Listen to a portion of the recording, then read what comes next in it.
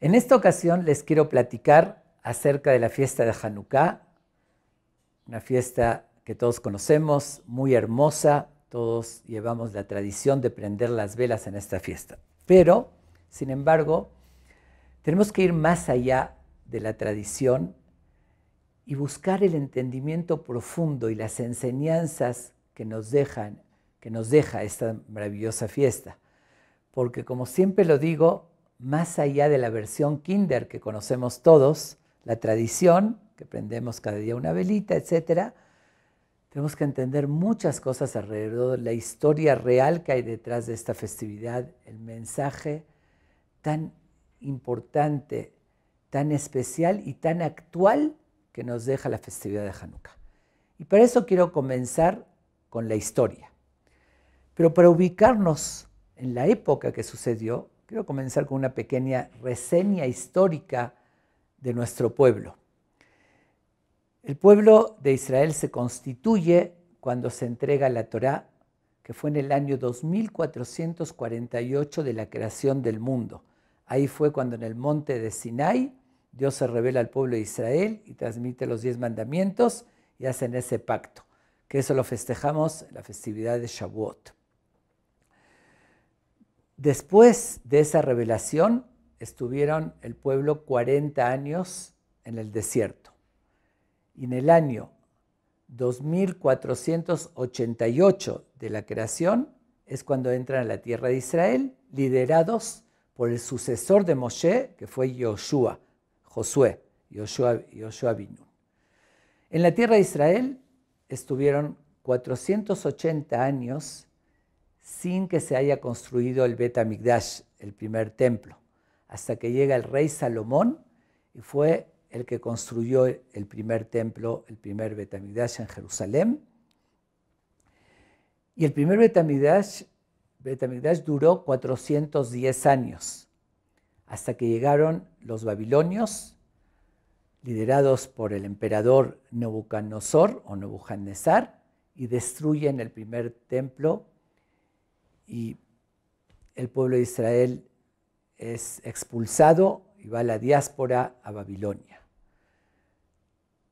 Estando en la diáspora, llega a haber como un tipo guerra mundial que luchan los persas contra los babilonios y ganan los persas, y ahí ellos son los que dominan el mundo en esa época.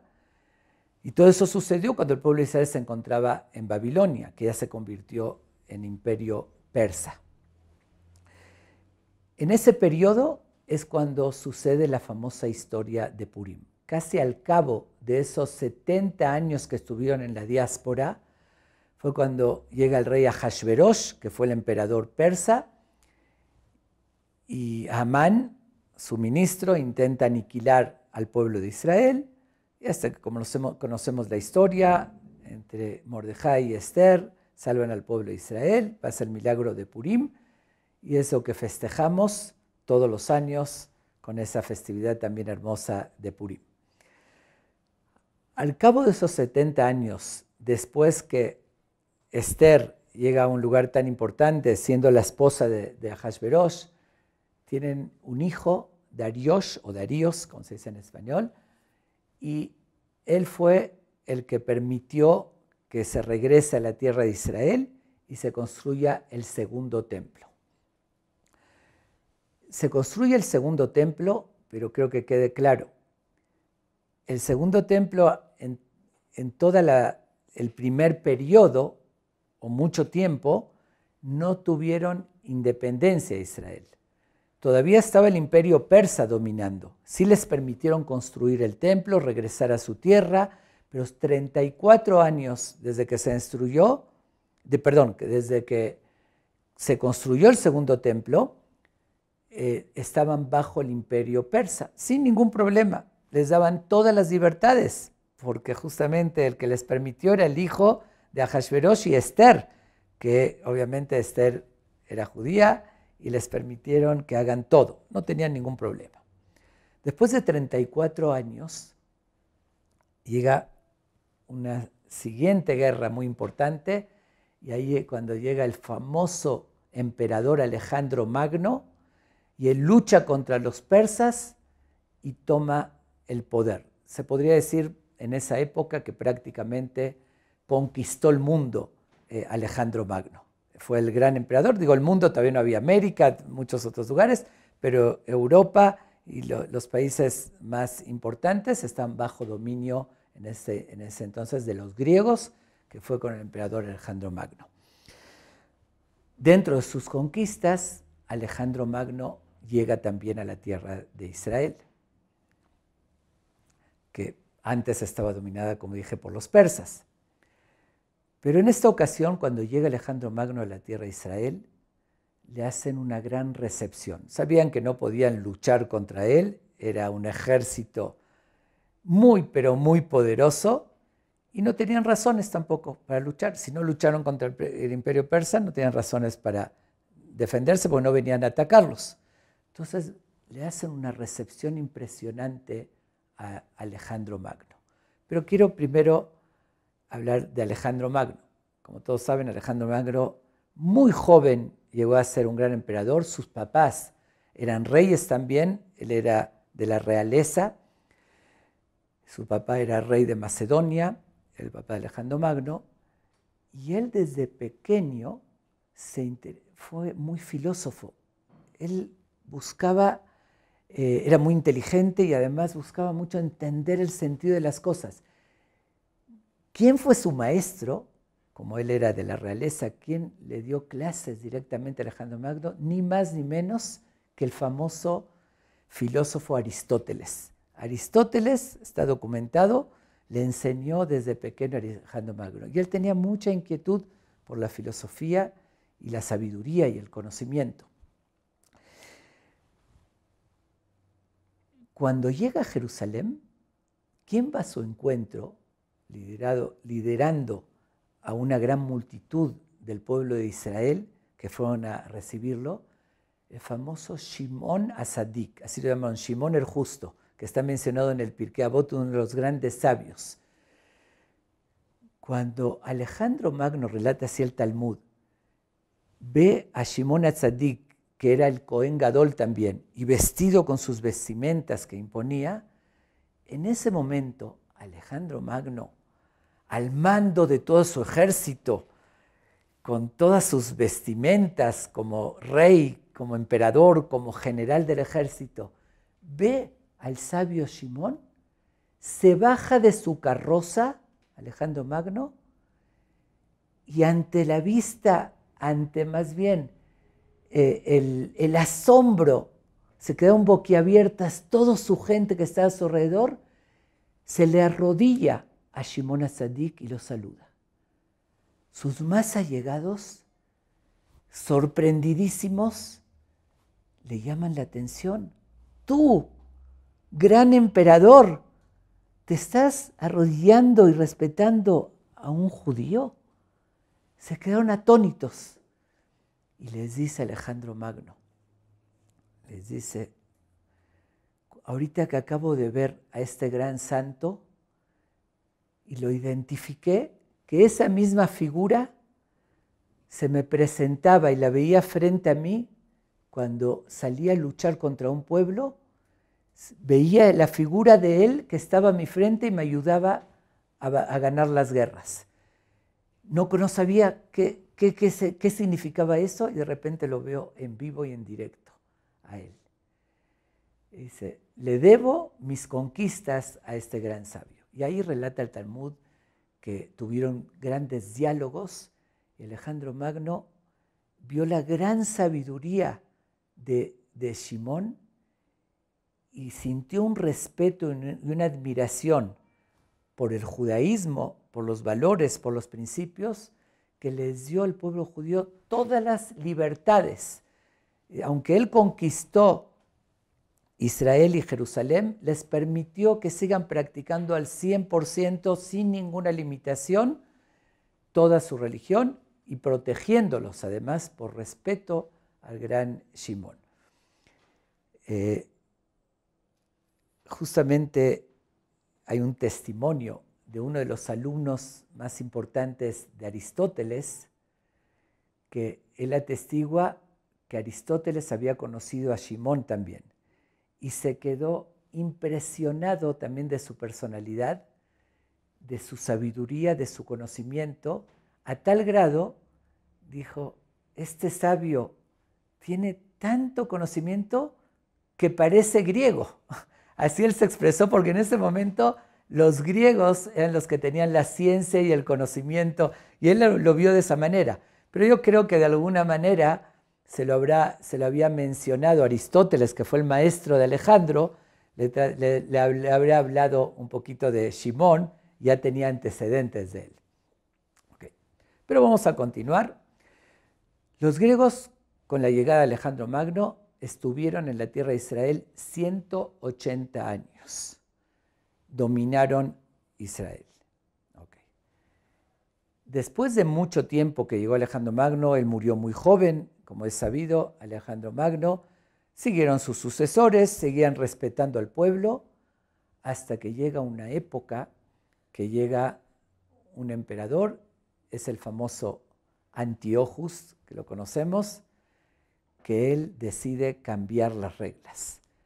Él dice, no más libertades al pueblo de Israel. Ellos donde llegaban imponían su cultura, el helenismo. Pero la diferencia es que en la tierra de Israel, como tenían libertades, no la impusieron. Sin embargo, aunque no la impusieron, trajeron su cultura. Los teatros, las famosas olimpiadas que ahí empezaban de Olympus. ¿Qué dice al final? El concepto de deportes, de gimnasios, en la versión más bien antigua, no lo que hoy conocemos. Y era algo que era lo más avanzado en la cultura en ese tiempo. Los grandes filósofos eran griegos, la diversión, el hedonismo, ¿no? Propagado, porque habían, no quiero mencionar con detalles, pero gimnasios donde había nudismo y cosas que recién hoy están surgiendo en el mundo, ya ellos estaban muy avanzados y había una forma muy degradante, ¿no? En los valores de ver la vida, ¿no? Con mucho libertinaje. Y eso fue un periodo de alrededor de 100 años, más o menos, de 100 años que duró toda esta historia de Hanukkah, porque todos conocemos, y hay muchos la confunden con la de Purim, que fue en total un año, y como si fuese Hanukkah un tiempito reducido, que llegaron los griegos, se impusieron, y los macabeos se rebelaron, y pasó el milagro de Hanukkah. No, eso no fue así. Esto fue un periodo muy prolongado que dominaban los griegos en la tierra de Israel. Conocieron muchos judíos la cultura griega y muchos judíos, antes que se les imponga nada, se empezaron a asimilar al helenismo. Ellos tenían, ya saben, Zeus, el dios Zeus, la diosa Venus, la diosa del amor, la cultura al físico, toda esa filosofía, es la mitología griega conocida, era lo que ellos idolatraban y mucha gente del pueblo de Israel les atrajo mucho. Algo similar así a hoy la cultura occidental decadente, las luces de Las Vegas, todos los shows, lo que atrae, y muchos empezaron a alejarse de los valores de la Torá y asimilar el helenismo, sin ninguna imposición. Y eso fue una parte muy importante del pueblo de Israel. De hecho, fue algo progresivo. Cada vez era más gente que se empezó a asimilar, sin que les impongan nada. Hasta que llega este rey Antiochus y dice, no estoy conforme con esto. Yo veo que no todo el pueblo asimiló la cultura griega, que ellos la impusieron en el mundo y todos se las aceptaron. Donde llegaban, donde conquistaban, ponían su visión, su cultura, su religión y todos la asimilaban, menos el pueblo de Israel, que una parte sí, pero otra parte no. Y ahí es cuando, a mi modo de ver, comete el grave error de no conocer la esencia del pueblo de Israel y de equivocarse y imponerlo por la fuerza. Porque mientras era con libertades, solo se asimilaron. Pero cuando lo empezó a imponer por la fuerza, obviamente en muchos lo logró, los amenazaba. El que no respetaba o el que ejercía la religión. Es sabido que empezó con ciertas prohibiciones de las cosas más importantes, les prohibió llevar a cabo el Brit Milá, la circuncisión, y si encontraban a alguien haciendo el Brit Milá, lo mataban directamente. Entonces muchos los empezaron a hacer clandestinamente, escondidas, pero no siempre podían ocultarlo, a veces los descubrían y los mataban, les prohibieron cuidar el Shabbat, les prohibieron festejar las fiestas, hacer Rosh Hodesh, la pureza del hogar. Y hubo muchas épocas, en eso tuvo muchos periodos, como dije, fue un periodo muy largo de 100 años. Hubo una época donde uno de los dirigentes, cada uno con su locura salía, unos llegaron a cosas extremas y les impusieron para romper totalmente la integridad familiar y la pureza, que cada mujer que se casaba del pueblo judío tenía que, esa mujer, antes de estar con su esposo, estar una noche con él en la cama. Que era algo, había mujeres que llegaron incluso hasta suicidarse, pero con una valentía, demostrando no estamos dispuestas a renegar a nuestros valores y principios, y ellas fueron justamente las que motivaron. En Hanukkah las mujeres tienen un papel muy, pero muy significativo, las que empujaron a sus esposos que no sean cobardes, que no permitan dejarse intimidar y ceder a todos sus valores, sus principios, para rendirse a los pies de la cultura griega.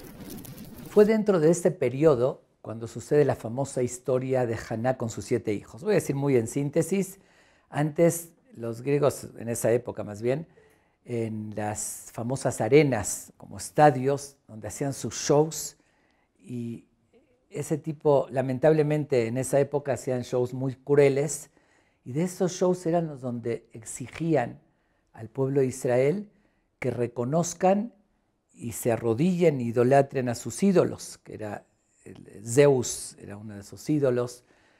Entonces, había una mujer que se llamaba Haná, que también le exigió frente al público que frente a todos reconozca y se arrodille. Y ella se negó rotundamente.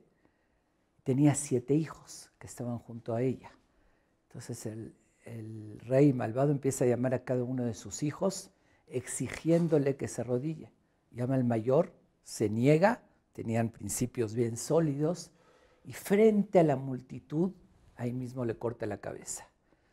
Pasa al segundo hijo, lo mismo, al tercero, al cuarto, al quinto, y la mamá, frente a los ojos de su mamá, imagínense que era eso, hasta que llega el más pequeño.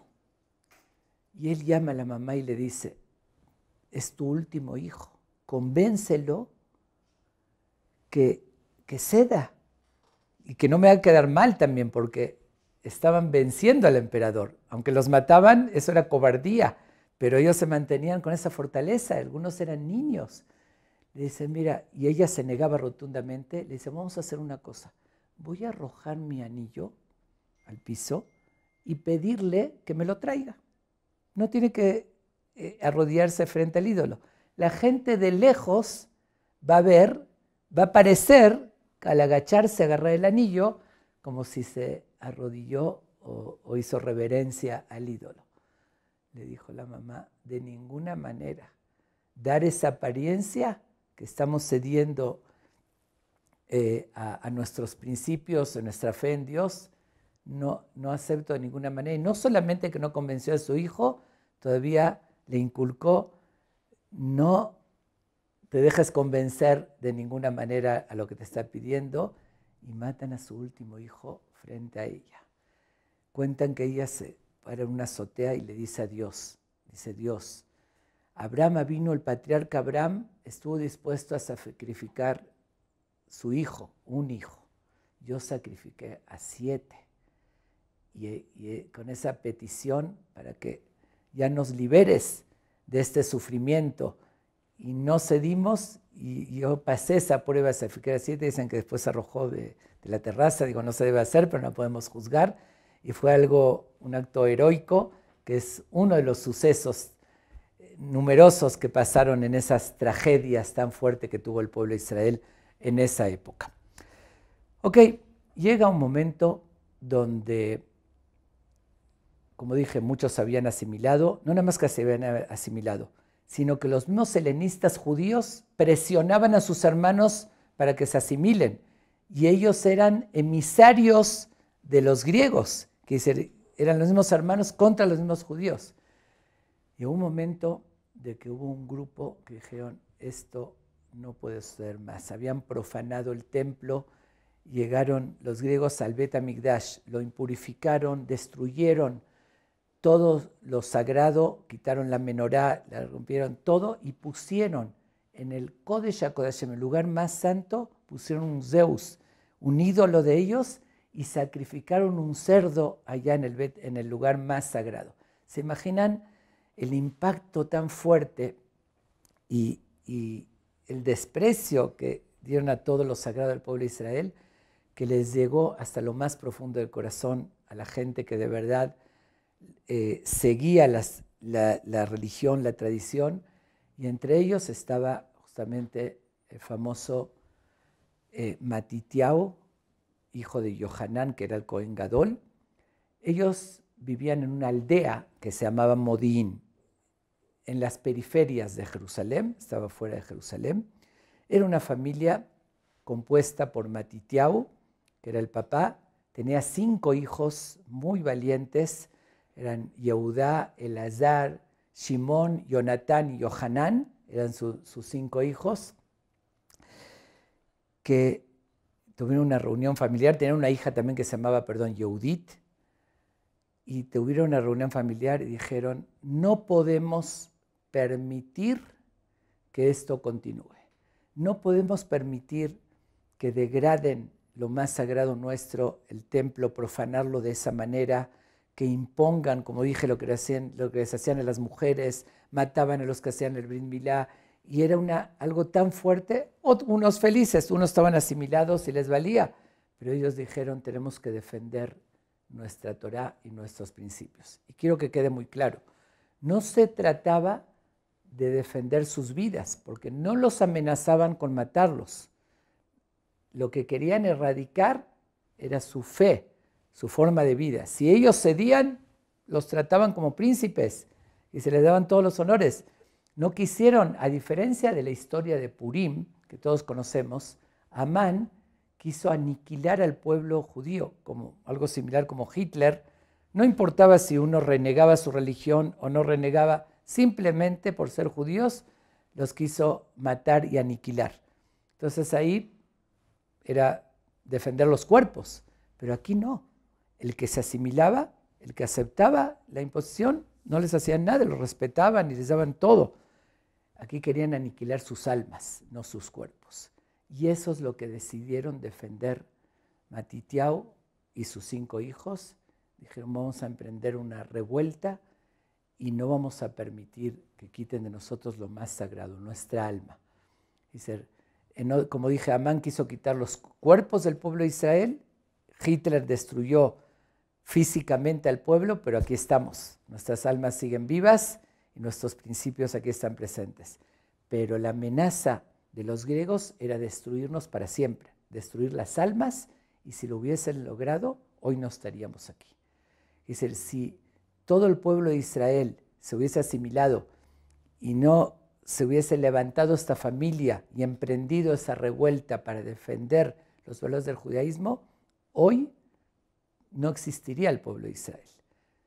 Porque todos estaban concentrados en la tierra de Israel. Si se hubiesen asimilado todos, los hubiesen transmitido a sus hijos la cultura helenista, y después hasta eso ya se perdió y ya no existirán más nuestros valores y nuestros principios. Por eso tiene tanta importancia recordar esta historia y qué fue lo que sucedió en esa época. Para terminar con la parte histórica, deciden esta familia, que se llaman de los Hashmonaim, o como le llamaron los Macabeos. Los Macabeos también tenían el lema como su bandera, ¿no? La palabra Maccabi, que hoy en día se utiliza ya para equipos de deporte en Israel. Hay un grupo, hay ciertos clubes, ¿no? Maccabi de fútbol y de otras cosas, pero la palabra Maccabi son las iniciales del lema Mi Kamoja Baelim Hashem. Dice, nuestro lema es, ¿quién hay como tú entre los dioses Dios? Que eres tú el único. No aceptamos ninguna otra creencia, no hay paganismo, no hay creer en Zeus ni en cualquier otro ídolo. Su lema era defender la bandera de Dios. Por eso la palabra Maccabi insinúa eso y eso fue lo que defendieron. Entonces emprendieron una guerra de guerrillas. Hicieron una guerra clandestina, es decir, que eran como guerrilleros que se escondían en las montañas, llegaban, empezaron a rebelarse, a no aceptar las imposiciones. Cuando venían los griegos para matarlos a los que violaban, pues no podían cuidar Shabbat, estudiar Torah, hacerse Brit Milá, etc., ellos empezaron a defenderse y empezaron a matar a los soldados griegos que venían a ejecutar a los judíos. Cuando se empezó a correr la voz de que hay rebelión y que no se están dejando, muchos judíos que tenían en la sangre esos principios, esos valores, empezaron a unirse a ese grupo. Y se empezaron a organizar y fue algo impresionante. Los griegos primero se sorprenden que los están rechazando. Los primero mandaban grupos de soldados, como lo acostumbraban a hacer. Cuando ven esa oposición, empiezan a mandar ya batallones de infantería, ya más grandes, para doblegar y opacar esa revuelta. Pero ¿qué sucede?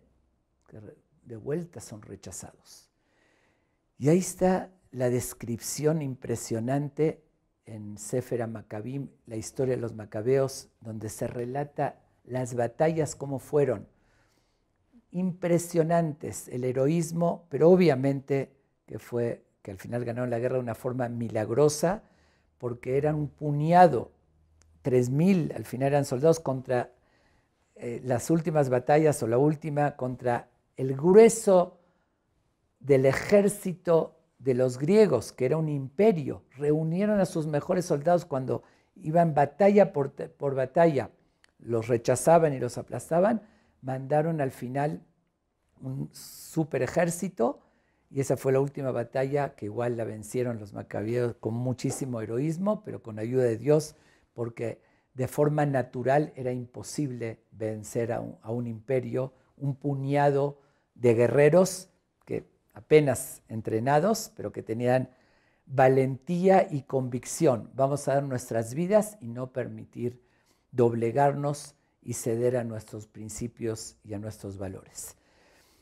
Y así fue que al final pudieron rechazar a los griegos, los expulsaron de Israel, siguieron en otros países, pero fueron expulsados de ahí, humillados, porque el gran imperio, rechazados por un puñado de guerreros, fue algo impresionante. Y las historias heroicas de una vez Elazar, cómo se enfrentó a un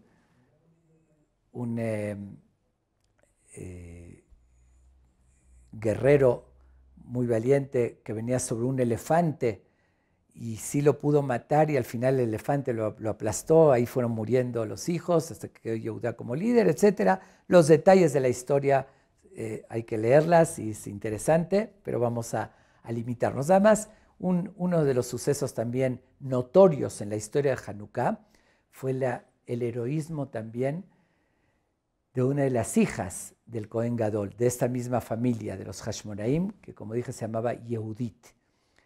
Yehudit estaba dotada con una belleza muy impresionante, es decir, muy notoria, y ella, uniéndose a la familia para luchar, dijo, la va a usar como arma su gran belleza que tenía. Y planea algo, de verdad, un plan interesantísimo, pero digno de una película hollywoodense, pero que fue muy exitoso el plan. Decide simular que se está pasando al bando de los enemigos. Ella era muy conocida porque la familia del Cohen Gadol era muy conocida también por los enemigos y más dentro de la guerra, ¿no? Que ya sabían quiénes eran los líderes. Entonces ella se viste muy elegante, muy atractiva y pasa al bando de los enemigos. Ven llegar a una mujer judía y cuando la reconocen que es la hija del Cohen Gadol, inmediatamente la quieren matar. Dicen, no, un momento. Yo me di cuenta, lo estoy contando, puede ser detalles un poquito diferentes con mis términos, ¿no? Pero más o menos así sucedió. Dice, no, yo me di cuenta que la verdad mi familia están locos. ¿Cómo se están rebelando contra el gran imperio griego, que gozamos de su cultura, de sus beneficios tan grandes que nos están aportando? Ya estoy harto de mi familia, yo quiero unirme a ustedes y revelarle todos los secretos para que puedan vencer a esta gente que está loca.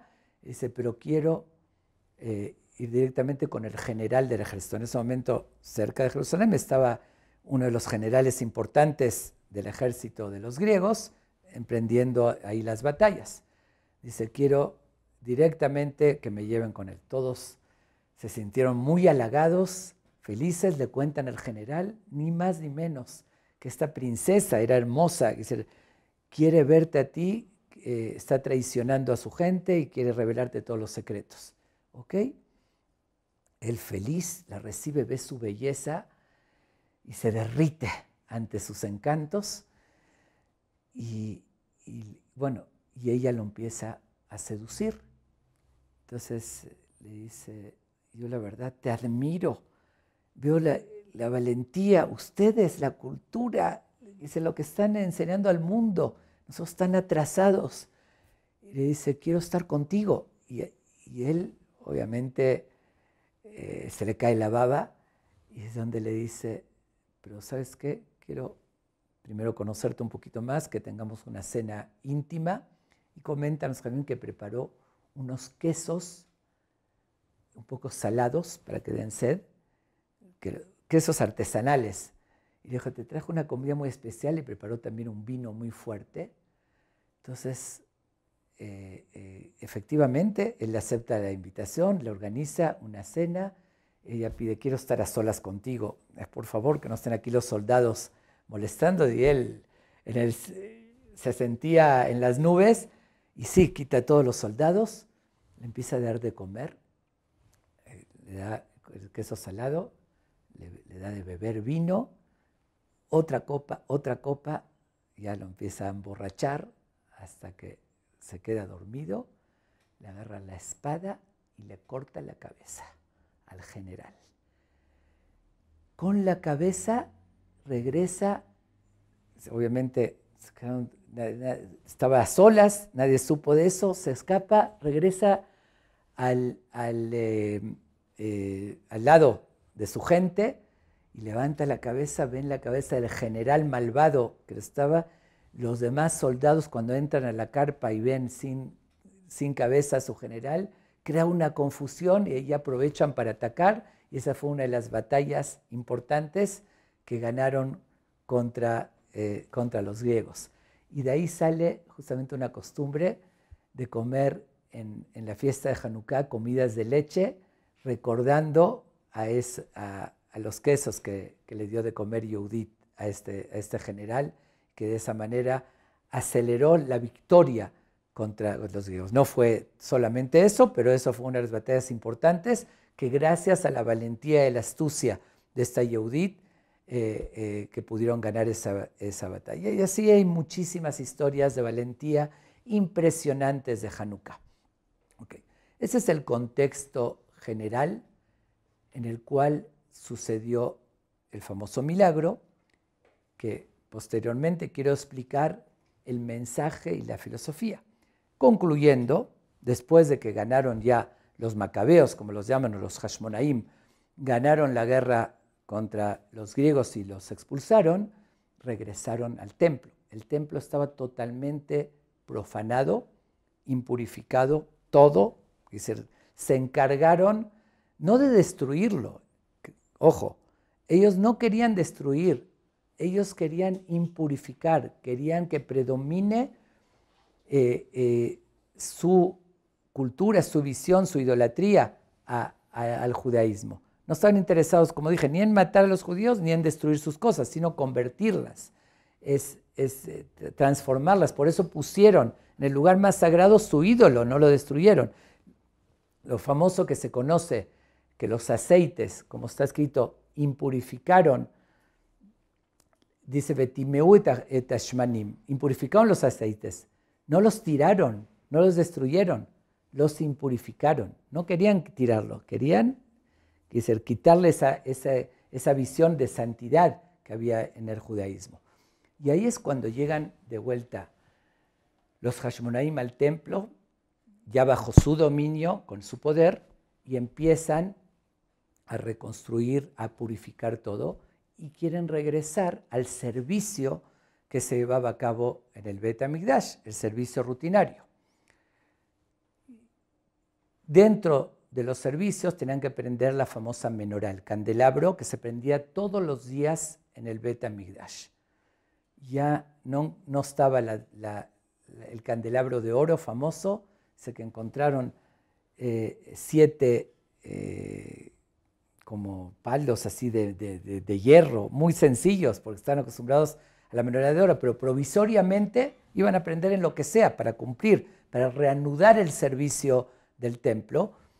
Y, ok, ya tenían que prender, necesitan un aceite puro. La Torah indica, shemen zayit zach, aceite de oliva puro, las primeras gotas con un proceso de purificación, y los Hashmonaim, los griegos, se encargaron de impurificar todo. Entonces todo lo que había, vieron que estaba abierto, impurificado, le pusieron a todo encima sus ídolos, su sello de ellos. Y dice, ¿cómo hacemos? El proceso para preparar un nuevo aceite puro duraba 8 días. Y querían ya comenzar. Y es conocida la historia, que encuentran un pequeño recipiente de aceite que no lo habían visto los griegos, que estaba puro todavía, cerrado, sellado por el Cohen Gadol.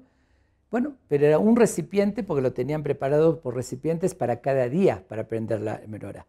Y ese era un recipiente que alcanzaba para un solo día. Y ahí fue el milagro que ese recipiente alcanzó, en vez de para un solo día, porque hay un tiempo, el aceite se mide, ¿no? Uno lo prende y se consume. En vez de alcanzar para un solo día, alcanzó para 8 días, en lo que pudieron preparar de vuelta aceite suficiente, puro, para seguir prendiendo y seguir con los servicios del Bet HaMikdash.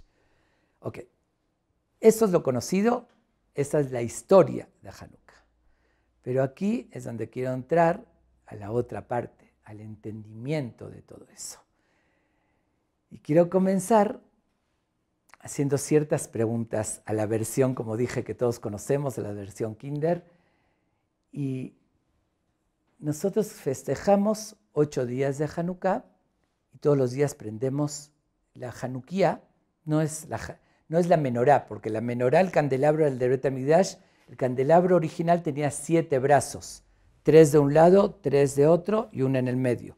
La Hanukkah, que no tiene que ser a fuerzas una menorá, puede ser velitas que se pongan, son 8. Entonces, y el shamash que se acostumbra a poner aparte, no es exactamente recordando el candelabro, sino es recordando los 8 días que duró el aceite. Entonces, cuando prendemos la Hanukkah en la fiesta de Hanukkah, estamos recordando aparentemente ese milagro de que el aceite duró 8 días.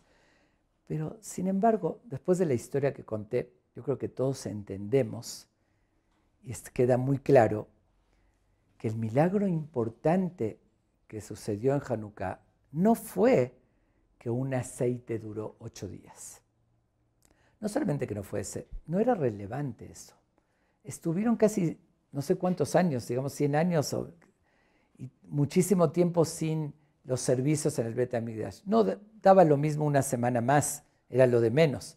Y además hay una regla halágica que dice Tumá Utra Barabim, que dice cuando era necesidad del público para todo el pueblo se permitía incluso prender con aceite impuro, Entonces podían haber aprendido sin ese milagro, no era necesario ese milagro. Entonces hay que entender primero por qué sucedió eso. Segundo, ¿por qué le damos importancia? ¿Por qué no recordamos, no hacemos un acto simbólico que recuerde que vencieron al imperio griego, que los pocos vencieron a los muchos, que eso fue lo más importante?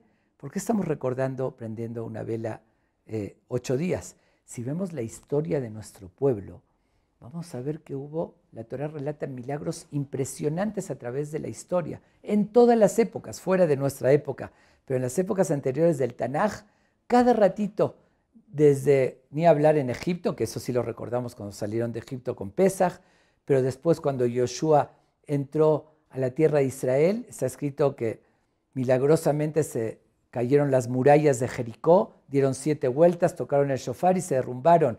Después, en una guerra que tuvo, se detuvo el sol hasta que ganaron, antes que se hizo el día más largo. Y así un sinfín. Hasta cuentan en los profetas, que una vez el profeta le dijo a una mujer que traiga todos los recipientes que tenía, que era muy pobre, y le dijo que traiga todo, tenía algo de aceite, lo echó y seguía, no se agotaba el aceite.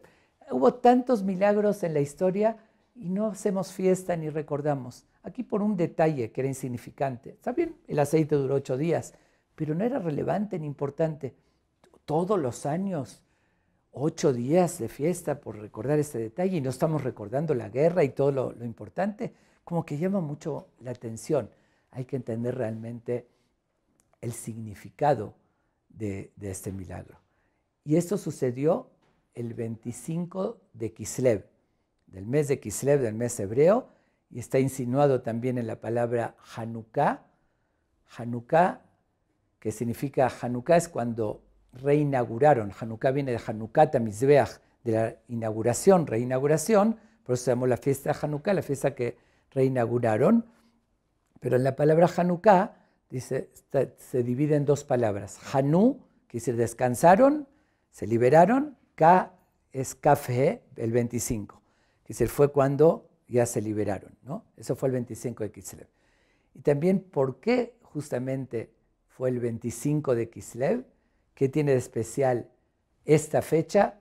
También hay que entenderlo. Hay que entender muchas cosas relacionadas con lo que estamos festejando, el entendimiento correcto y cuál es la verdadera filosofía que tiene esta fiesta. Eso es lo siguiente que quiero explicar. ¿Está bien? La historia son sucesos, hechos, ¿no? Hechos históricos sucedieron. Eso es conocerlo para ver en qué contexto sucedió. Pero el mensaje que nos deja Hanukkah, y como lo dije también en Sukkot, en otro orden, Sukkot tiene un mensaje muy actual, ¿no? de la alegría, de la filosofía, pero por otra parte, en otro orden de cosas, Hanukkah también es uno de los mensajes más actuales, que la misma historia, lo que sucedió en esa época, vuelve a suceder en nuestra época. Como lo decimos en la Berajá, Vayamim Ha'em Bazeman Hazeh, en esos días, en este tiempo, porque lo que sucedió en esos días está sucediendo en este tiempo y tenemos que entenderlo correctamente, cuál es el significado, para darle ese verdadero significado y para protegernos que no se repita la historia. Y algo que llama la atención también dentro de las preguntas que en un momento voy a explicarlo y responderlo, es que así como cuando prendemos la vela no estamos recordando el milagro de la guerra, el más importante, por otra parte, en el rezo, cuando decimos en el texto, en la Amidá, que recordamos el milagro de Hanukkah, decimos Ala Nisim, si ven la traducción del rezo Ala Nisim, está relatando nada más de la guerra y no se menciona el milagro del aceite. Dice, Bimima Titea vino Hanan Kohen Gadol, en la época de Hanan, Hashmonaí Ubanab, Hashmonaí y sus hijos, cuando se levantó el imperio griego malvado para hacernos olvidar nuestra Torá, se levantaron pocos contra muchos, buenos contra malos y todo, y los vencieron. Y después regresaron, purificaron y siguieron el servicio. Y no se menciona para nada el milagro de la vela. Entonces es algo de verdad sorprendente. Cuando alabamos a Dios y agradecemos, hablamos del verdadero milagro. Cuando prendemos la vela, no lo recordamos. Entonces, hay que entender qué es lo que estamos recordando cuando prendemos la vela. Entonces, vamos a analizarlo esto para recibir ese verdadero mensaje y este Hanukkah, cuando prendamos la vela, darle el verdadero sentido. Para responder a todas estas preguntas, quiero ir dándole forma al sentido por qué sucedió todo eso. Como expliqué en la historia, ¿qué observamos? Que el pueblo de Israel estaba perdiendo sus valores y sus principios. Y eso justamente representa la falta de luz o la oscuridad. ¿Por qué? Porque ¿qué es la luz? La luz es lo que nos ilumina. Y así como en la luz, física, hablando de la luz, que nos guía, nos permite ver el camino, no tropezar con un obstáculo, lo mismo la luz espiritual. Nuestros valores de la Torah están comparados a la luz, que nos guían en la vida, cómo tenemos que comportarnos. Nos iluminan, como se dice, como se utiliza el término, para ver lo correcto. Dios nos dio la Torah, que es nuestra luz. ¿Y qué pasó con esa luz? Se estaba apagando. Al asimilarse el pueblo de Israel al helenismo, a adoptar otra cultura lejos de los valores de la religión, se estaba apagando esa luz y en otros términos sería impurificar. Por eso dice que impurificaron todos los aceites. El aceite justamente representa lo que da luz. Del aceite se prende la luz. Y se estaban impurificando, quiere decir que se estaban apagando. De hecho, nuestros sabios utilizan una metáfora, una insinuación, con una frase de la Torah en la creación. En la creación se menciona lo siguiente. Dice, Dios creó el cielo y la tierra, ve'aretz hayta tohu vabohu ve'choshech al pnei tehom. Dice que estaba toda la tierra revuelta y oscuridad en el abismo y el Espíritu de Dios flotaba sobre las aguas. Nuestros sabios utilizan esos términos, dice, fue como una visión y una insinuación al futuro.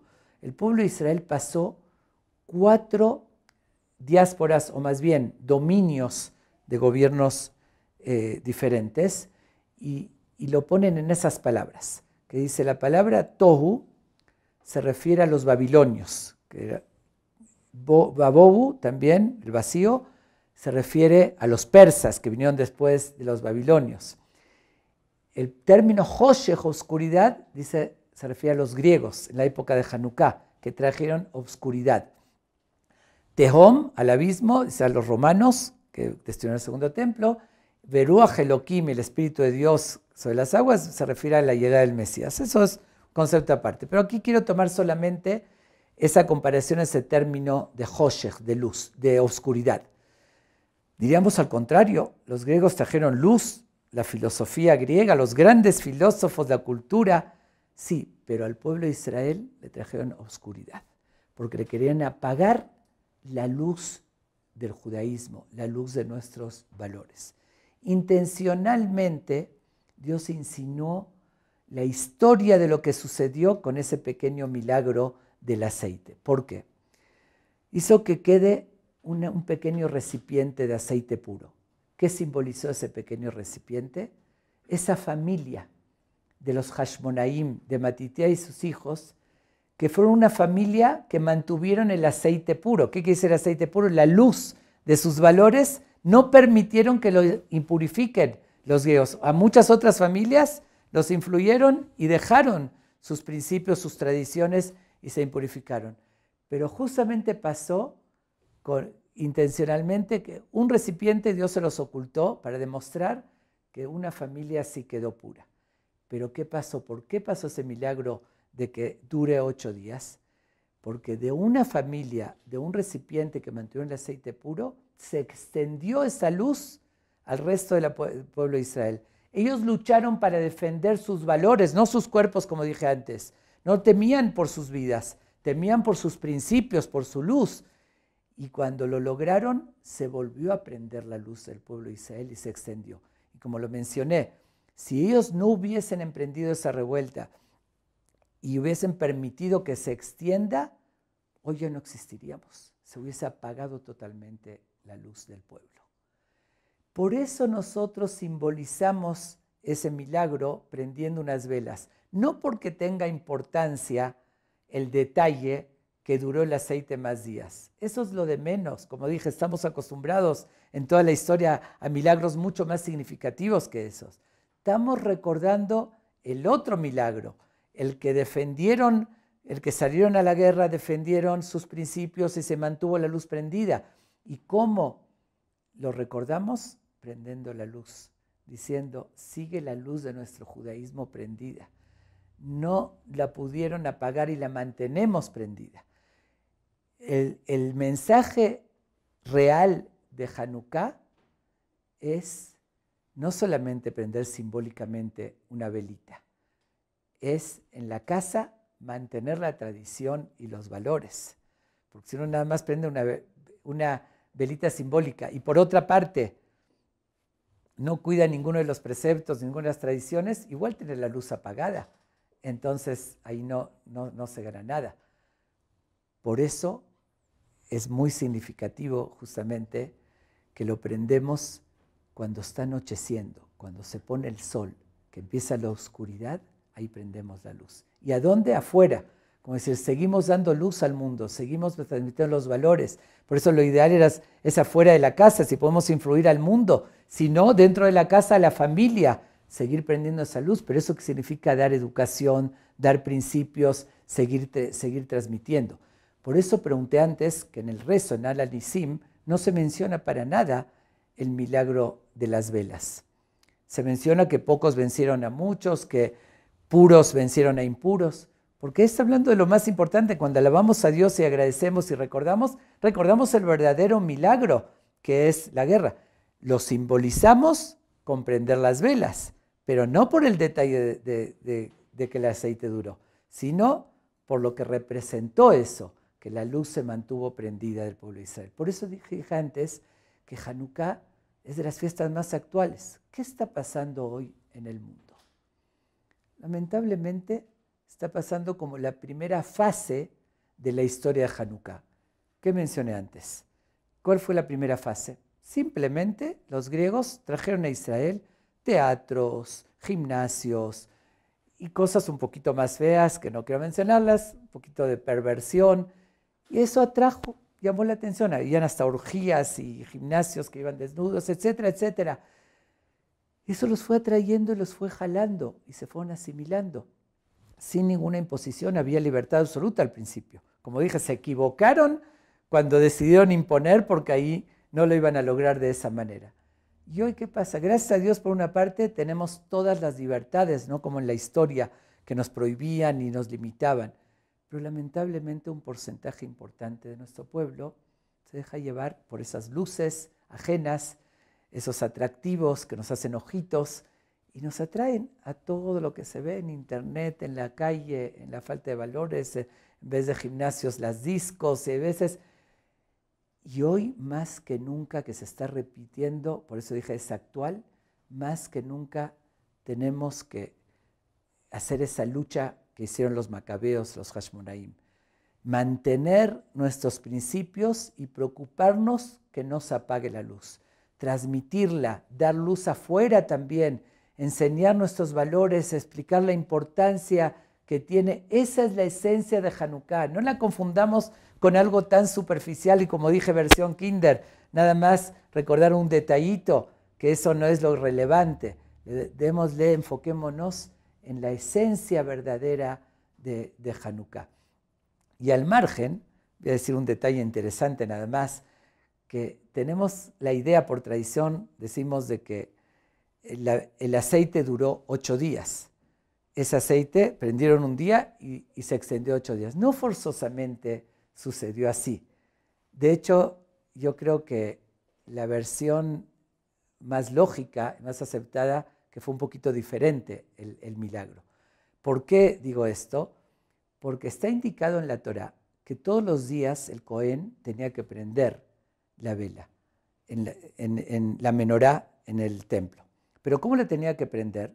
Dice, menciona, lehetiv et hanerot, behetivó et hanerot, ¿Qué quiere decir leeti? Preparar, limpiar, quitar el aceite del día anterior, limpiar, poner la mecha nueva y volverla a prender. Esa era la mitzvah todos los días, el precepto. Y si decimos que el aceite duró los 8 días, entonces no se cumplió cada día preparar, limpiar y prender. Fue una sola vez. Entonces contradice a la indicación. Lo que querían era reanudar el encendido de las velas. Entonces hay otra versión que creo que sería la más aceptada o que tiene más sentido, que no fue así exactamente. Tenían efectivamente aceite para un solo día y tenían que prender 8 días en lo que preparaban otro aceite. Entonces pusieron el primer día, dijeron aunque sea prendemos un poquitito de aceite, aunque sea no para todo el día. Lo dividieron en 8 y pusieron el primer día un poco, y en vez de durar un poquito, duró el día completo. Y al segundo día volvieron a preparar, a limpiar y volvieron a prender. Y eso también responde a una pregunta conocida de que ¿por qué festejamos 8 días de Hanukkah por el milagro que prendió 8 días? Tendría que ser 7, porque para el primer día ya había, eso no fue milagro. El milagro fue los otros 7 días, no el primero, si había un recipiente para un día. Entonces deberíamos festejar 7 días por el milagro. Pero con esta explicación, que justamente esta explicación la explica Rabbi Yosef Karo, el autor del Shulchan Aruch, él da esta interpretación que coincide más con las reglas como debía ser, entonces se entiende por qué fue el milagro los 8 días, porque también el primer día fue un milagro que pusieron un poquito de aceite y duró el día completo. Eso es al margen, lo comento, porque también tenemos la visión tradicional, pero podría ser, pero tiene más sentido esta explicación, que así fue lo que sucedió. Ahora, mencioné antes que fue el 25 de Kislev, y pregunté también por qué justo esa fecha, porque fue un proceso de purificar y de restablecer el servicio en el templo. Escogieron esa fecha por alguna razón, justo ahí empezar de vuelta el servicio el 25 de Kislev. La razón que se conoce, que está lo que se llama Sefer HaShmonaim, el libro de los Hashmonaíes, de los Macabeos, Sefer HaMaccabim, que ahí relata la historia con detalles, ahí se menciona que 3 años antes también fue el 25 de Kislev, en esa misma fecha, cuando los griegos impurificaron el templo. Pero la pregunta sigue también, ¿por qué los griegos decidieron justo esa fecha, el 25 de Kislev, y no otra fecha para profanar? Porque si vemos en el libro de los profetas, en Haggai, ahí se menciona que cuando se inauguró los servicios del Bet HaMikdash, de ese segundo Bet HaMikdash, que era el que profanaron, 200 años antes, fue justamente el 25 de Kislev que empezaron los primeros sacrificios. Entonces los griegos quisieron agarrar esa misma fecha y decir, cuando ustedes empezaron los servicios del lugar sagrado, en esa fecha vamos a profanarlo, y ahí fue cuando volvieron a santificarlo en la misma fecha. Así que tiene un sentido esa fecha. Y puedo irme más lejos, puedo irme todavía por qué se escogió para inaugurar el Bet HaMikdash el 25 de Kislev y no otra fecha. También tiene un sentido. Había un precepto que se llama Bikurim, la primicia, que desde el primer templo, que está indicado en la Torá, que cuando uno recibía los primeros frutos de los árboles, tenía que poner una canasta y llevarlo al templo para agradecer a Dios. Se llama Bikurim. Eso era en una época cuando se cosechaba, cuando uno recibía, cuando daban los árboles los frutos. Pero justamente había ciertos frutos que maduraban posteriormente. Entre esos frutos eran las aceitunas, que se tardaban más, y eso se podía llevar como primicia hasta el 25 de Kislev, justamente. Mencioné antes las primeras frases de la Torá, que dijimos que los Jamim lo relacionaron con Tohu Vabou, Hoshech, es decir, con los diferentes. Esas frases de la Torá, si empezamos a contar desde Bereshit, Bereshit, Bara, Elohim, Et Hashamayim, Ve'et Haaretz, las palabras que hay en las primeras frases de la Torá, vamos a ver si contamos 25 palabras desde Bereshit, vamos a llegar a la palabra Or. La palabra número 25 es la palabra que dice en la Torah Or. Vayomer Elohim Yehi Or. Dijo Dios que sea la luz. Y es justo la palabra 25, que insinúa el 25 de Kislev, que se prendió la luz. Y es el tercer pasuk, la tercera frase de la Torah. Kislev es el tercer mes, porque se cuenta desde Nisan. Nisan, Iyar, Tishri Heshvan Kislev, de la cuenta de los años, es el tercer mes de la cuenta de los años. Entonces está el tercer pasuk y la palabra 25. Pero regresemos a la importancia que tiene esta fiesta. Es una fiesta espiritual, que recordamos que el pueblo de Israel se salvó del exterminio espiritual. A diferencia de Purim, que como ya lo mencioné antes, se salvó del exterminio físico. Por eso esa diferencia de cómo festejamos. Purim lo festejamos bebiendo, comiendo, alegrándonos físicamente, porque se salvaron nuestros cuerpos. En Hanukkah no se festeja de la misma manera como Purim, así físicamente. Se festeja espiritualmente.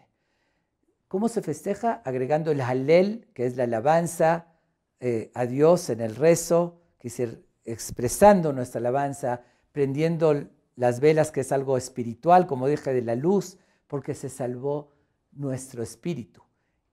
Y fue la intención, fue por eso las prohibiciones de los griegos, como lo mencioné, empezaron por las cosas más importantes. ¿Qué empezaron prohibiendo? Ellos dictaron la prohibición de no cuidar Shabbat, que es algo elemental, que es en el judaísmo, una de las bases que están en los mandamientos. Por otra parte, el Brit Milá, que es como un sello, una señal de nuestro compromiso con Dios. Y por otra parte, las fiestas, que recordamos toda nuestra historia. Empezaron prohibiendo eso y después se extendieron más. Prohibieron estudiar Torah, prohibieron a las mujeres la pureza del hogar, etcétera, etcétera. Justamente aquí también, ¿por qué lo empezaron con eso? Hay una idea muy interesante. Es en otro, entrando en otro terreno, en otra visión, pero vale la pena compartirlo con ustedes también esta idea que es interesante. Como mencioné, los griegos tenían los mejores filósofos, también astrólogos. En ese entonces la astrología era una ciencia y le dedicaron muchísimo a eso. Cuando los griegos quisieron vencer al pueblo de Israel, eran muy sabios y muy inteligentes. Dijeron, ese es un pueblo diferente, es un pueblo metafísico, no es clásico. Tienen reglas no como todas las demás naciones. Vamos a descubrir cuáles son sus secretos. ¿Por qué no tienen las mismas reglas? Nosotros vemos en la astrología y vemos ciertas influencias, destinos, pero ellos rompen esas reglas. No se aplican ellos lo que vemos en las demás naciones. ¿Cuál es el secreto? Investigan, incluso estudiando un poquito con sabios que conocían cosas profundas del pueblo de Israel, y descubren que Dios, aunque Él creó las estrellas y puso ciertas influencias, no quiero entrar ahorita en el tema de la astrología, que sería independiente de la astronomía. La astronomía podría llamarlo que es el cuerpo de las estrellas, estudiarlo.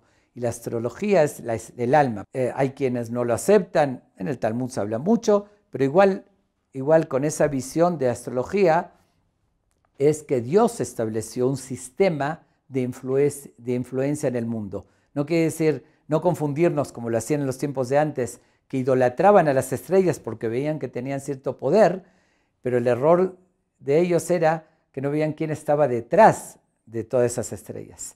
Al ser que Dios la está manejando, entonces no cabe idolatrar a las estrellas. El famoso ejemplo para entender esto es como aquella persona que le pega con un palo a un perro. La reacción natural del perro es que muerde el palo, pero el error es que no es el palo el que le pegó, es el que está detrás del palo. Pero el perro sintió que el palo le pegó. Y aquí es exactamente lo mismo. Sí pueden tener ciertas influencias las estrellas, y entonces ¿qué hacía la gente? Agarraba el palo de donde vino esa fuerza, idolatraban a las estrellas. Pero se olvidan quién está detrás, el que maneja esas estrellas es Dios. Ok, eso es un comentario al margen para entender el concepto que voy a transmitir. Entonces ellos vieron que el pueblo de Israel estaba sobre las estrellas, que no regían con esas leyes. Investigaron cuál es la razón y vieron que en la astrología realmente hay tres astros, tres planetas, que tienen las principales influencias negativas sobre el mundo. Nosotros sabemos que justo frente a los 7 días de la semana también hay 7 planetas que en algunos idiomas se asemejan hasta a los nombres de los días de la semana, como en inglés Sunday, el domingo, que es el día del sol, Sunday, Monday, el día de la luna, y en español martes se parece a Marte, miércoles a Mercurio, jueves a Júpiter, viernes a Venus, sábado a Saturno, que simbolizan porque son esos días los que dominan, que tenemos Sol, Luna, Marte, Mercurio, Júpiter, Venus y Saturno, son los 7 planetas más importantes de la influencia sobre las cosas del mundo, pero de esos 7 hay 3 de donde vienen las cosas más fuertes que suceden en el mundo. Vuelvo a repetir, es de Dios a través de esos conductos. Esos 3 son Marte, como se lo conoce como el planeta rojo, donde viene la sangre, las guerras, la muerte. Eso es, por una parte, Luna. La Luna tiene poder sobre el agua, el mar. Todos los tsunamis o todo lo negativo del mar, las mareas y eso, viene con la influencia de la Luna. Y por otra parte, Saturno, que es lo que domina la Tierra, terremotos y todas las cosas negativas de la Tierra, viene de Saturno. Entonces ellos investigaron y descubrieron que tenemos nosotros 3 preceptos que nos da la Torá, que son lo equivalente, que nos protegen de todos esos males que vienen de esas fuerzas. ¿Cuáles son esos 3 preceptos? Justamente, uno es el Brit Milá, que es sangre, bueno, en buen concepto, pero protegiéndonos de la influencia de Marte, que es el planeta rojo de sangre, con ese precepto nos protege. Por otra parte, Rosh Hodesh, que es cuando nosotros sabemos el ciclo de la luna, cuando nace la luna, que de ahí se establece las fechas, las fiestas, también que nos protege de la influencia de la luna. Y por otro lado, Shabbat, que es Saturno justamente, Shabbat que es el día de descanso, que proviene, que es lo que representa la tierra, que también nos protege de los males que vienen de la tierra. Entonces ellos dijeron, para que pierdan esa fuerza de protección, empezaron prohibiendo, para como desarmarnos, esos 3 preceptos, Shabbat, Brit Milá y Rosh Hodesh, que contrarrestan las influencias de esos 3 planetas. Bueno, eso es una explicación de cabalistas que dicen que dan ese sentido por qué empezaron con eso. De todos modos, vamos a concluir que recibamos y le demos esta visión correcta a esta gran festividad que nos deja un mensaje tan importante, que es continuar con nuestros valores espirituales e insisto que vayamos a la esencia, al sentido principal de esta gran festividad. Cuando prendamos este año la Hanukkah en nuestras casas y prendamos las velas, recordemos que estamos prendiendo nuestra luz, y si no lo acompañamos con la educación, con los valores, con la continuidad, con la identidad judía, porque eso es lo que debemos mantener y eso es lo que recordamos, que en ese momento se continuó con nuestra identidad, se iba a borrar totalmente y se iba a apagar la luz. Hoshech, dijimos, oscuridad, era Grecia que venía a apagar nuestra luz. Y nosotros la seguimos prendiendo. Si no lo hacemos así, perdemos lo más importante. Entonces vamos a esforzarnos y mantener con orgullo nuestros principios, nuestra tradición, nuestros valores y cumplir y festejar Hanukkah con más profundidad, dándole el sentido verdadero y siguiendo con nuestras tradiciones.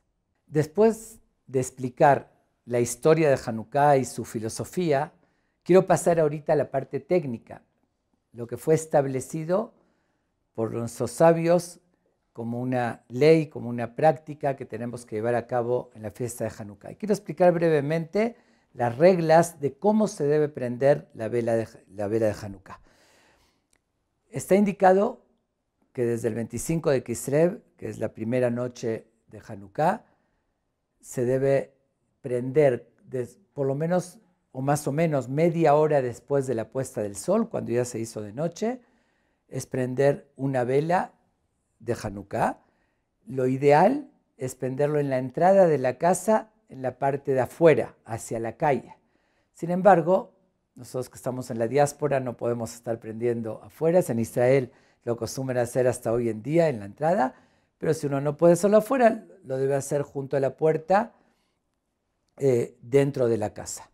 Pero, como de todos modos ahí no estaría a la vista de los demás, hoy lo recomendable es hacerlo junto a una ventana para que el que pase por la calle la pueda ver, y es una forma de propagar y de hacer recordar el milagro que sucedió de Hanukkah. Okay. Ahora, ¿cómo se prende?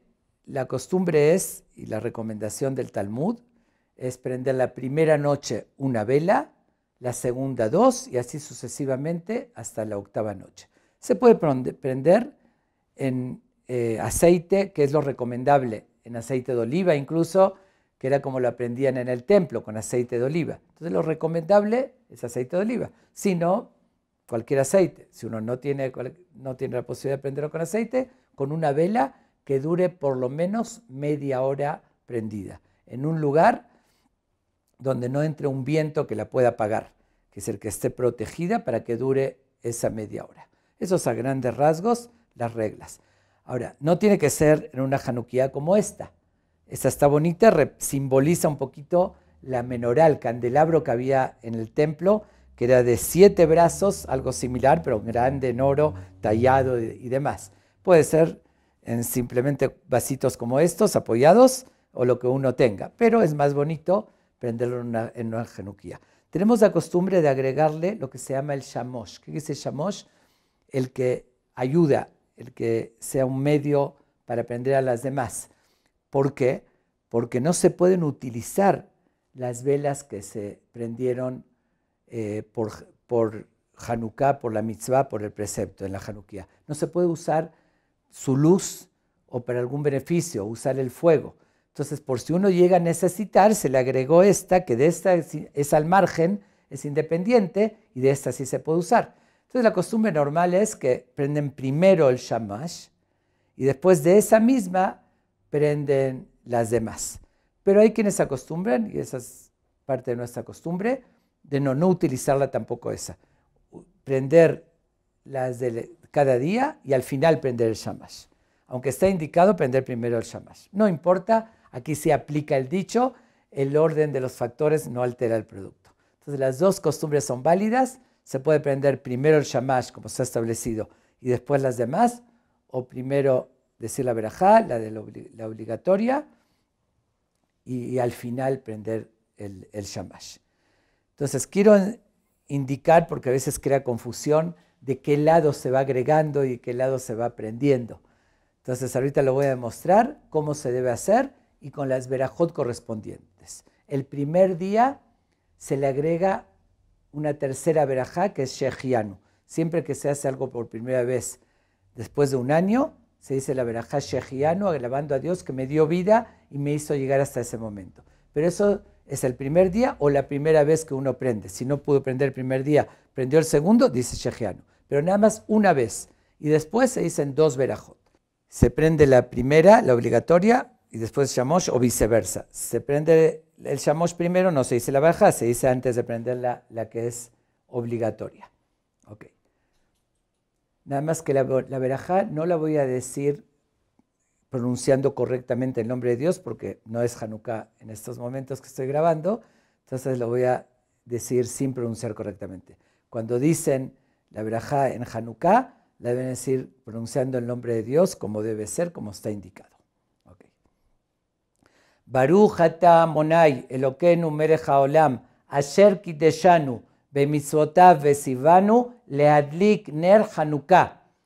La segunda verajá, Baruch ata Amonai Elokeinu melech haolam she'asa nisim la'avotenu bayamim ahem bazeman hazeh, que significa, bendito tu Dios, que hiciste milagros a nuestros antepasados, bayamim ahem, en aquellos días, bazeman hazeh, como en estas fechas, que comienza el 25 de Kislev.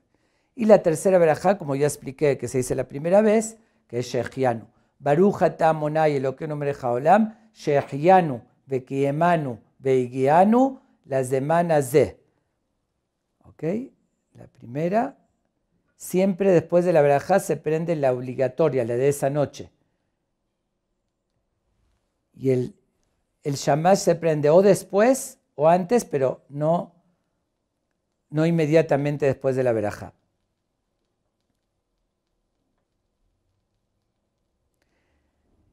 Y al prenderlas, se dice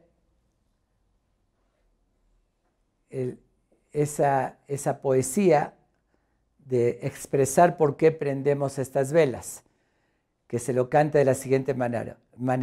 Hanerot halalu anu madlikim ala nisim ve'ala teshuot ve'ala niflaot she'asita la'avotenu al yedei kohanecha kedoshim v'chol shemonat yemei Chanukah nerot halalu kodeshem ve'en lanu reshut leishtamesh ba'hem אלא לראותם בלבד, כדי להודות לשמך על ניסיך, נפלאותיך וישועותיך, que significa, estas velas que estamos prendiendo son por los milagros y las ayudas que hiciste a nuestros padres en esa época, y todos estos 8 días de Hanukkah, estas velas se consideran sagradas, y no tenemos permiso de utilizarlas para nuestro beneficio, solamente verlas, solamente para agradecer de todas las maravillas que hiciste con nuestros antepasados. Esa es la traducción de esta expresión. Después se sigue con un capítulo de Teilim. Como Hanukkah quiere ser inaugurar el Bet HaMikdash, se canta el cántico del Teilim que dice Mizmor Shir Hanukkat Habayit de David, el cántico de la inauguración de la casa del Bet HaMikdash que compuso el rey David, que dice lo siguiente: Mizmor Shir Hanukkat Habayit de David, Alom Imcha Adonai Kitilitani, Velo Semachto Bay Leonei Lo Ashivati Lecho Tirpaeni, Adonai Elita Menshon Avshi Hitani Miar Divor Zamrulano Hasidav, Veodur Ezecher Kocho Kirega Bea Po Haim Birsono, Baere Bialim Beji, Vela Boker Rinavani Merti Vishal, Vivalemot Olam, Adonai Birsoneja y Mataleri Oz, Istarta Faneja y Tinibal, Eleja Adonai Ekra, Velaonai Hanan Mabesa Bedam, Iberite Shahat, Ayodeja Afara Yagia Miteja Shimone Behonene Onai Ozerli, הפכת מספדים מחולי, פיתחת סקיבת הזרן שמחה, למען יזמרך חוד ולדום, אדוני אלוהי לעולם עודך. Y posteriormente se acostumbra a cantar el cántico que es como el himno de Hanukkah, muy famoso en todos los grupos diferentes del pueblo de Israel, Sefaradim, Ashkenazim, de todas las congregaciones, el famoso Ma'od Sur Yeshuati, que todos creo que lo conocen, es el canto simbólico de Hanukkah, que es Ma'od Sur Yeshuati, Lejana Eleshabeach, Tikom Betefilati, Vesham Toda Nezabeach, Le'et Achin Mazbeach, Mitzaram Nabeach, Az Egmor Shir Mizmor, Hanukkat HaMizbeach, Az Egmor Shir Mizmor, Hanukkat HaMizbeach. Que se acostumbra, incluso si uno está en la casa, reunirse con la familia, tal vez bailar con los niños y agradecer a Dios de corazón por todas esas maravillas. Okay, esa es la forma práctica que se lleva a cabo el encendido de la vela de Hanukkah. Sin embargo, eso es la primera noche. La segunda noche, nuestra costumbre es que le vamos agregando hacia el lado izquierdo una segunda vela. Recuerden bien que esto es lo que da a confundir. La primera es del lado derecho y después le agregamos hacia el lado izquierdo. Y de esa última, en la segunda noche, se vuelve a prender. y prendemos la segunda vela después de la verajá, que es la de esa noche que se agregó, y posteriormente la primera vela. Y como dije, el shamosh después o el que quiera prenderlo antes. La tercera noche agregamos otra hacia el lado izquierdo, pero empezamos del lado izquierdo hacia el derecho. Y así la cuarta noche, la quinta, siempre le vamos agregando del lado derecho hacia el lado izquierdo y comenzamos del lado izquierdo al derecho. Así hasta que sea hasta la última, la octava noche. Significa que la octava noche empezamos a prendemos la última que agregamos, que es la del lado izquierdo, esa va a ser la primera que prendemos, y terminamos en el lado derecho. Es decir, esas serían las últimas. Y así quedaría la menorá en la octava noche, con las 8 prendidas y el shamash. Entonces recuerden bien, se va agregando de derecha a izquierda. Es como escribimos en hebreo. ¿Cómo escribimos en hebreo? De derecha a izquierda. Y se prende de izquierda a derecha, como escribimos en español, que escribimos de izquierda a derecha. Crea un poquito de confusión eso, pero no es difícil recordarlo. Vamos a terminar de prender nada más para ver cómo quedaría la última noche. Lo ideal, como dije, es prender con aceite de oliva, justamente esto que lo venden en Israel, es aceite de oliva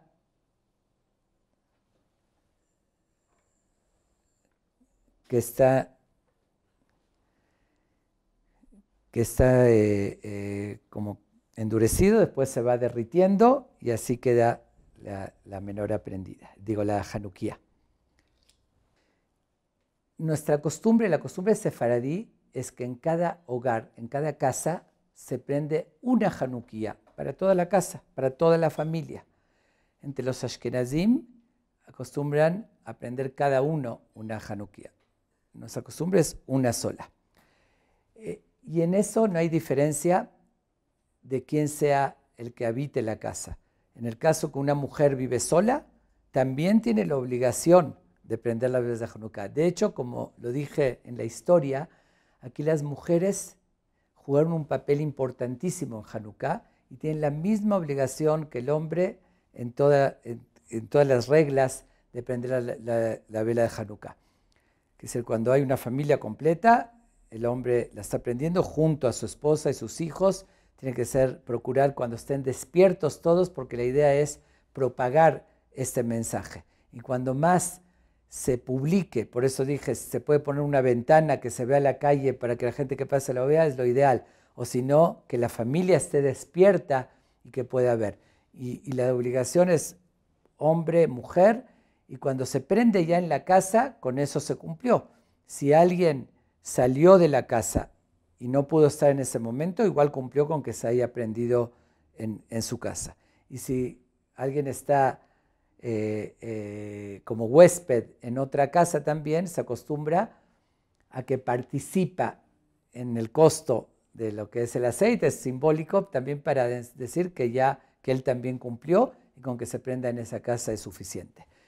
Cuando es vísperas de Shabbat, como son 8 días, siempre va a haber Shabbat dentro de Hanukkah, se acostumbra a prender antes de ir al templo, antes de prender las velas de Shabbat, se prende las velas de Hanukkah, pero ahí hay que poner aceite suficiente para que duren las velas prendidas entrando la noche por lo menos media hora después que salgan las estrellas. Entonces hay que poner más aceite que cualquier día, cualquier noche, porque en la semana se prenden cuando salen las estrellas y con que haya suficiente para media hora, con eso se cumple. Pero como Shabbat se prende antes de la puesta del sol, entonces tiene que haber suficiente para que prenda hasta después de la salida de las estrellas. media hora después de la salida de las estrellas. Se acostumbra también a aprender en el templo, pero con eso no se cumple. Cada uno tiene que aprender en su casa, aunque ahí también es para propagar en la sinagoga. Este año, que no todos van, no importa, lo importante es con que lo aprenda uno en su casa, hombre o mujer. Con eso se cumple el recordatorio de, como ya expliqué en la filosofía, del sentido verdadero de lo que estamos recordando, comprender estas velas. Ojalá que Dios nos mande mucha luz, como la luz que hubo en esa época en Hanukkah, luz para iluminar nuestros hogares.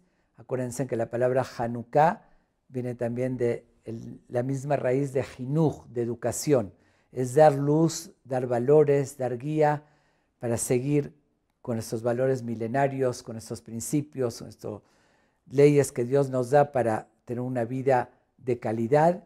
Y lo que le pedimos a Dios, que estas luces se mantengan siempre en nuestros hogares, iluminándonos, dando la mejor educación a nuestros hijos, que sigan por el buen camino. Me despido de todos ustedes, deseándoles que tengan Hanukkah Sameach, Happy Hanukkah, como dicen, Hag Sameach, y sus hogares llenos de luz, de valores, por siempre. Hag Sameach.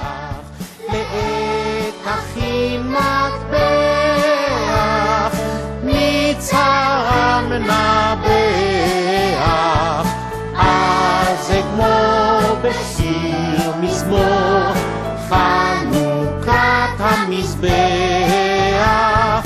אז אגמור בשיר מזמור חנוכת המזבח